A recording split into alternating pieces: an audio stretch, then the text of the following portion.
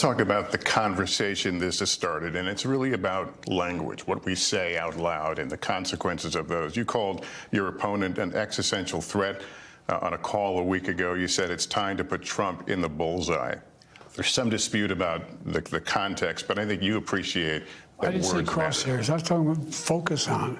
Look, the truth of the matter was, what I guess I was talking about at the time was, there's very little focus on Trump's agenda. Yeah, the term was bullseye. It was a mistake to use the word. I didn't say crosshairs. I meant bullseye. I meant focus on him.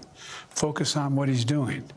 Focus on his policies. Focus on the number of lies he told in the debate. Focus. I mean, there's a whole range of things that, look, I'm not the guy that said I want to be a dictator on day one. I'm not the guy that refused to accept the outcome of the election. I'm not the guy who said that won't accept the outcome of this election automatically.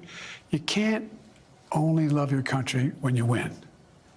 And so the focus was on what he's saying, and I mean, the idea. But have you taken a step back and done a little soul searching on things that you may have said that could incite people who are not balanced? Well, I don't think, look, how do you talk about the threat to democracy, which is real, when a president says things like he says? Do you just not say anything because it may incite somebody? Look, I have not engaged in that rhetoric.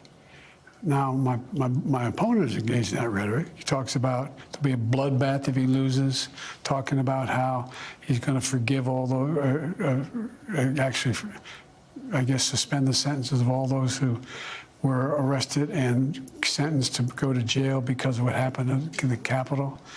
I'm not out there making fun of, like, remember the picture of Donald Trump when Nancy Pelosi's husband was hit with a hammer, joking about it? Thanks for watching. Stay updated about breaking news and top stories on the NBC News app or follow us on social media.